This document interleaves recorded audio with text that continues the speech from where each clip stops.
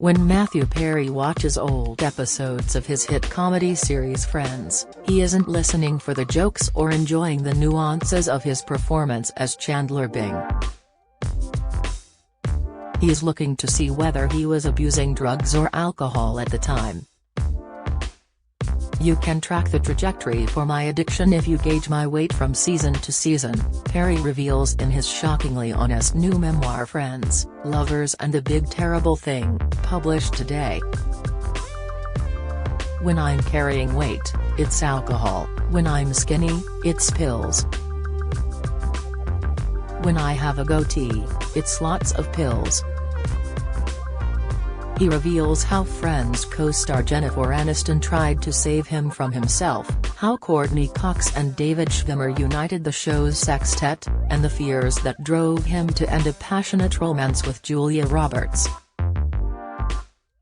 But it is the specter of Perry's addictions, the big terrible thing, that overshadows his memoir, which he opens by admitting, "I should be dead."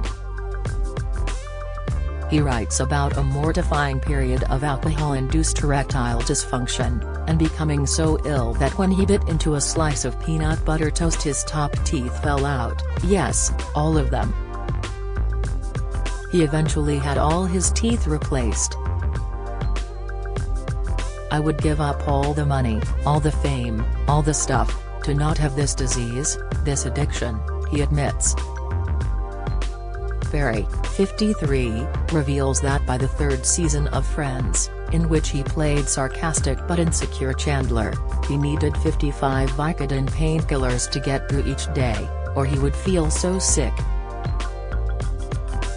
As opioids suppressed his appetite or booze bloated him, his weight would fluctuate through the series from 9 to 16 stone.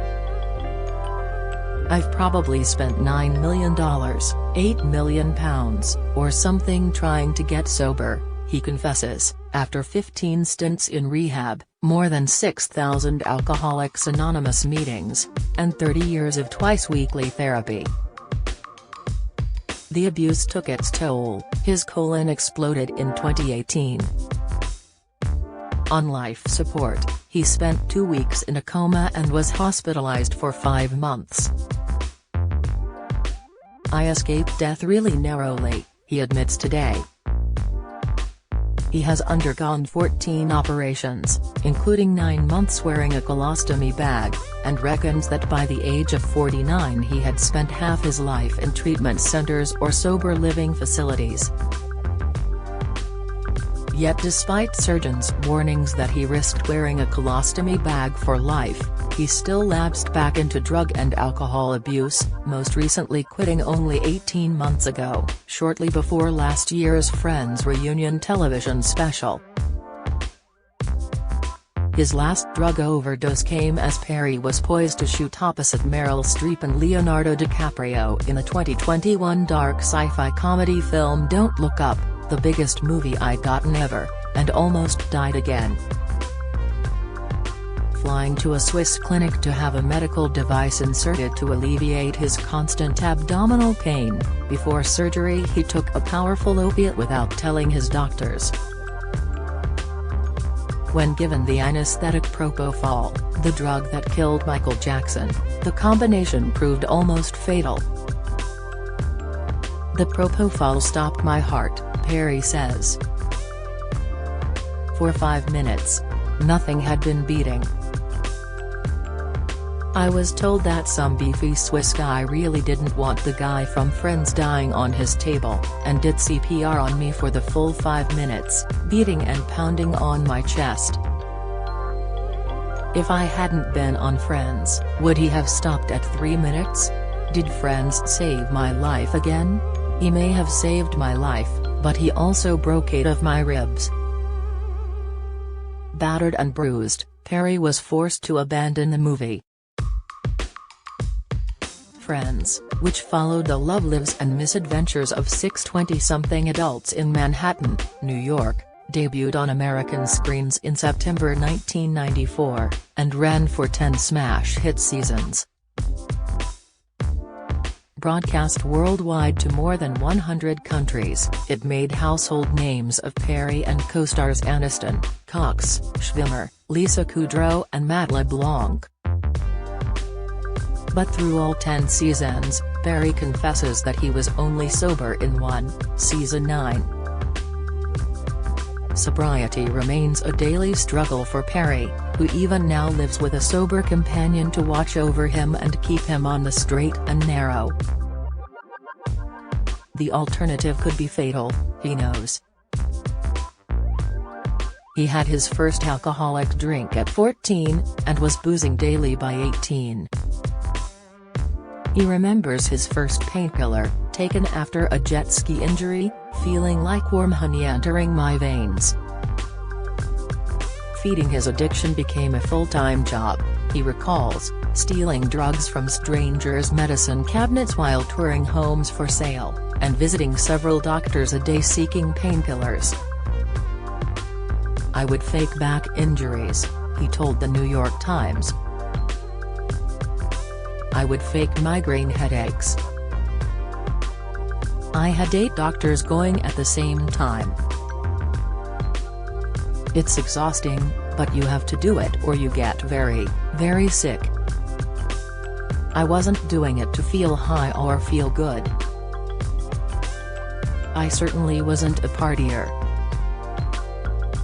I just wanted to sit on my couch, take 5 Vicodin and watch a movie. That was heaven for me. It no longer is." His friends' co-stars could do little to help Perry battle his demons, but Jennifer bravely tried to intervene, in a kind of weird but loving way. She said the cast knew he was drinking again, "We can smell it." She was the one that reached out the most, and I'm grateful to her, he says.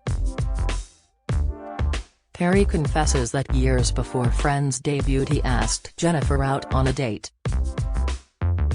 She declined, saying she'd rather just be, well, friends. Perry's other co-stars rallied around him, they were understanding and they were patient. "It's like penguins. Penguins, in nature, when one is sick, or when one is very injured, the other penguins surround it and prop it up. That's kind of what the cast did for me." Courtney, the most famous among the 6 before Friends launched, set the united tone by saying, "There are no stars here. This is an ensemble show." It was David who proposed that the sextet negotiate their contracts as a group, giving them the unprecedented bargaining power that earned them each $1 million per episode. Julia Roberts agreed to guest star on Friends in 1996, only if her storyline involved Perry, and if he could explain quantum physics to her. He hit the books and wrote her a long scientific paper. The Pretty Woman star not only appeared on the show, but dated Perry. Yet his insecurities torpedoed their romance. "I had been constantly certain that she was going to break up with me," he writes. "I could never be enough, I was broken, bent, unlovable. So instead of facing the inevitable agony of losing her, I broke up with the beautiful and brilliant Julia Roberts." Months after penning his memoir, Perry sat down to actually read it, and cried and cried and cried. "I went, oh, my God, this person has had the worst life imaginable. And then I realized, this is me I'm talking about." Perry still hopes to marry one day and have children, saying, "I think I'd be a great father." But he continues to battle his addictions and insecurities, recognizing that writing a memoir doesn't end his struggles. "It's still a day-to-day process of getting better," he says. "Every day. It doesn't end because I did this." Close friend and former co-star Lisa Kudrow says, "It's a hideous disease, and he has a tough version of it. What's not changing is his will to keep going, keep fighting and keep living." Friends, Lovers and a Big Terrible Thing by Matthew Perry, headline, £25, is published today.